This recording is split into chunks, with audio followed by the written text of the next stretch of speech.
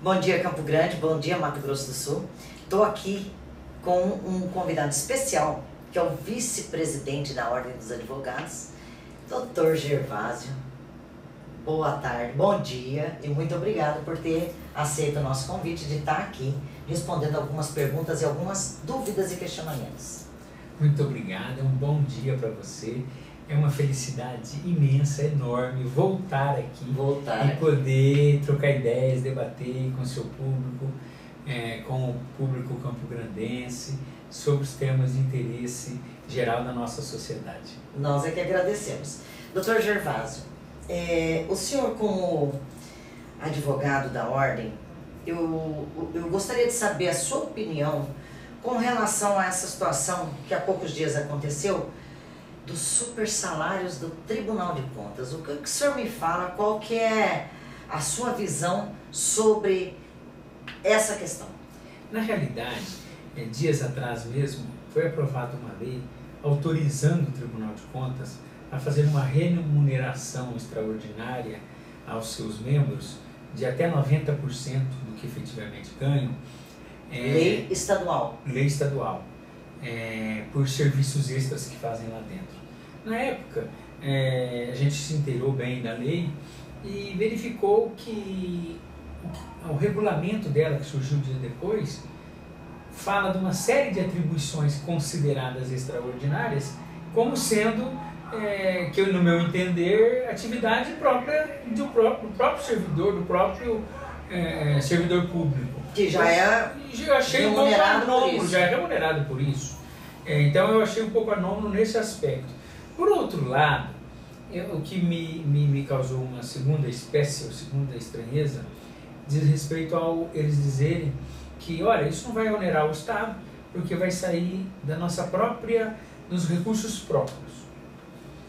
O Tribunal de Contas, como os demais poderes do Estado, ele não tem uma fonte de renda, não tem um patrimônio, não tem um labor que gere riqueza.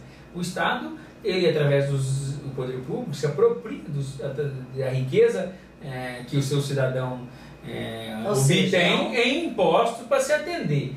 E fala que de recursos próprios, ele está se apropriando de recursos do poder público. O que acontece no Brasil, e é uma questão... que na verdade ele é um gestor do dinheiro público, né? Exatamente. Apenas, ponto. O dinheiro é da população. O Estado não é produtivo. Exatamente. Exato. Então, me causa estranheza essa justificativa que tem recurso próprio. E isto é derivado do sistema que foi adotado paulatinamente no Brasil. Tem vetores constitucionais que dão garantia a isso, que é para dar autonomia aos diversos órgãos públicos, liberdade de ação, fez com que fosse sendo repartida a receita pública. Sim. Então, tanto vai para o Poder Executivo, tanto para o Legislativo, tanto para o Judiciário, tanto vai pelos seus subpoderes dentro de cada um desses. Cada um tem um naco da arrecadação para ele e ele faz aquela gerência. Então, e aí surgem anomalias, o Estado às vezes não consegue dar saúde, da segurança, não consegue dar estrada, remédio, porque não tem dinheiro, mas como um pedaço daquele naco passou uma administração exclusiva de um setor público, ele organiza aquela gerência, aquela verba que toca para ele, e permite essas situações equivocadas de ganhar. Tem uma flexibilidade, mas para um lado que não é para a população. Não é. Então o que acontece, as distorções governamentais. Então numa ponta está o executivo sufocado, tentando arrumar o dinheiro para tapar um buraco, e por outro lado tem um órgão público que tem a capacidade de construir prédios monumentais, de pagar altíssimos salários. Por quê? Porque tem esse percentual da verba pública que vai para lá. Agora, você dizer o seguinte, olha, pode me dar aumento porque eu tenho verba própria, na verdade, se você tem dinheiro sobrando, que pode até ter esse aumento anormal, então devolva para o poder público para ele aplicar, para o poder executivo aplicar na atividade que o cidadão está precisando. Então, isto que gera muito ruim é uma discussão que nós temos que levar avante. E é uma coisa que, apesar de legal, não é moral, né, doutor? Isso não é moral, não é ético. Não é moral, porque, olha só, numa situação dessa, como o senhor disse, como que fica o questionamento da população com coisas que faltam na administração pública, enquanto ali o cidadão que está lá esperando 4, 5 horas numa fila de posto de saúde, ele vê um aumento salarial de 90%. Peraí, baseado em quê? Baseado num decreto, numa lei estadual, quer dizer, é a mesma coisa que colocar a raposa para cuidar da galinha, mais ou menos isso. Né? Porque eu sou gestora, eu faço uma lei para beneficiar o meu time? Então, e se diz o seguinte, não, eu tenho verba para isso.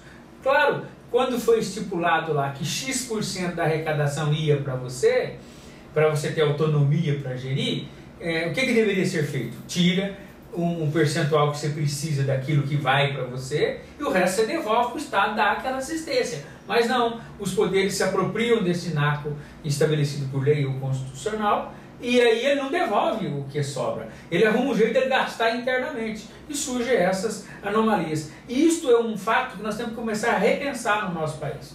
Nós temos que começar a discutir este assunto.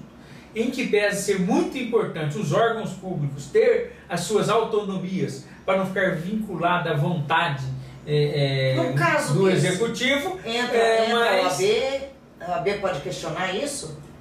Nós temos que envolver a sociedade. Ministério Público. A OAB pode ser usada como um instrumento de convergência da sociedade, de alerta da sociedade para levantar essa discussão. Nós temos que mudar esse sistema. Vocês têm que ser provocados, então, para poder vir em defesa. A OAB já está tomando atitude quanto a isso. O presidente Mansur já criou uma comissão para estudar os reflexos disso, do ponto de vista da legalidade. Agora, do ponto de vista ético-moral, nós temos que mover a sociedade para promover reformas legislativas sobre esses aspectos e constitucionais. Isso é muito importante e não dá para passar despercebido, né? Dr. Gervásio, a Ordem dos Advogados tem se posicionado contra essa questão das obras da CCR. Em que pé está hoje esse questionamento deles terem parado a obra e estarem fazendo as cobranças? Porque eu entrei em contato lá com a administração e eles me disseram que a CCR não se pronunciaria, tá? Com o nosso direito de resposta. Em que pé que está essa situação? Essa situação é uma situação curiosa. A CCR alega que ela sofreu um prejuízo no contrato porque a recessão por que passa o país nos últimos anos diminuiu a arrecadação que ela tinha previsto. Só que saiu publicado nos jornais de imprensa sul-mato-grossense esta semana que subiu 9 ou 10% a arrecadação dela de 2017 para 2018. Exatamente. E ela não fez obra nenhuma no ano de 2018.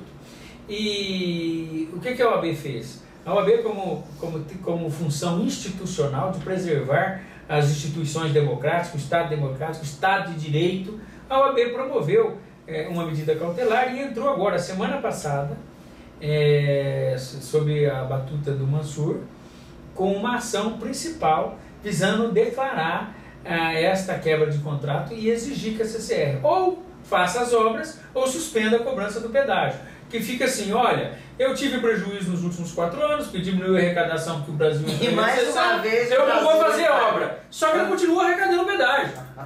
Isso tem que ter uma coisa ou outra, ou você faz a obra ou você não cobra. Entendeu?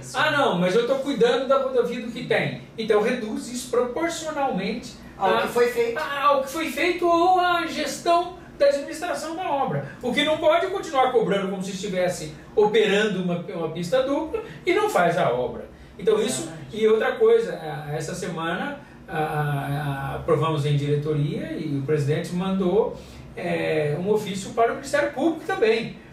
Nós temos que colocar o Ministério Público nessa função. Aliás, a função primordial de discutir esses descumprimentos das leis, das normas de interesse da sociedade é a do Ministério Público. A OAB intervém quando há essa letargia daqueles que devem agir. Então nós, além de propormos ação para discutir isso, nós propusemos, enviamos para o Ministério Público também fazia parte dele. Exatamente, muito bem pensado, né? Falando em lei, por que é que tem lei que não pega, doutor Gervásio? Tem lei que não funciona, tem lei que é feita, eu acho que é excesso de lei, né? Será que é? Pode ser também, não, nem tanto seja exatamente uma lei, existe uma lei, desculpa, eu não sei que lei é essa, como ela se chama, mas existe uma lei que pune quem joga coisa na rua, não tem? Tem. Você já viu alguém ser multado aqui com isso? Eu nunca vi. Aí quando chove que dá enchente, a culpa é só de quem administra, mas nós temos culpa nisso.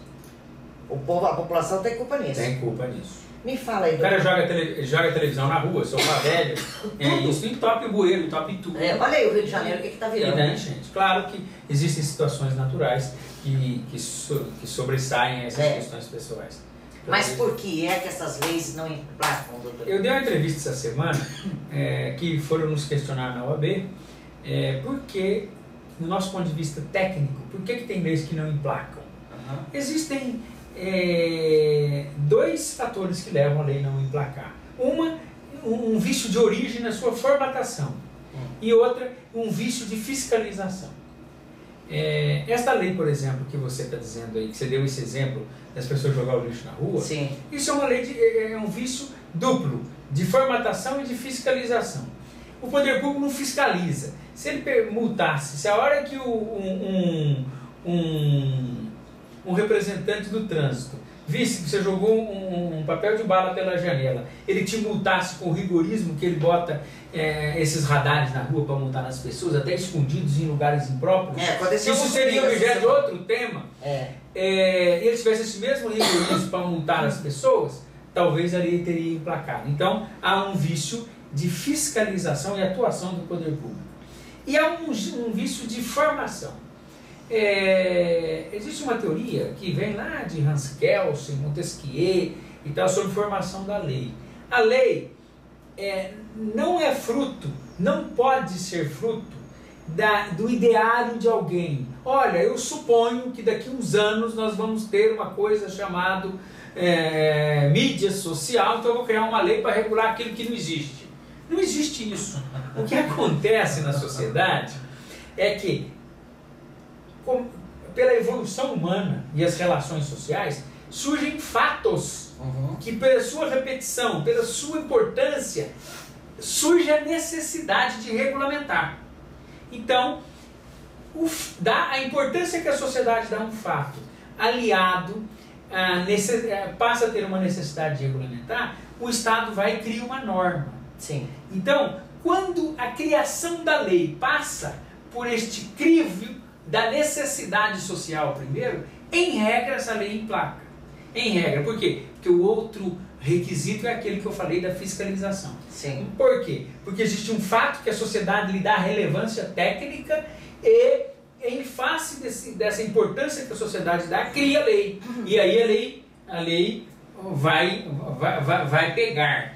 O que acontece muito é que as pessoas, para fazer autopromoção, para fazer política, talvez é um vício legislativo nisso. As pessoas escutam uma história, um fato, já vai lá, propõe um projeto de lei, cria uma lei, a sociedade não está nem preparada para ouvir aquilo. Se a sociedade não entende que aquele fato é relevante para ela, a sociedade não vai cumprir. Se não tem interesse, né? A sociedade não tem interesse naquilo. Então a maioria das leis que são criadas e não pegam, são leis criadas sem o fato social antecedente que justifica a sua criação.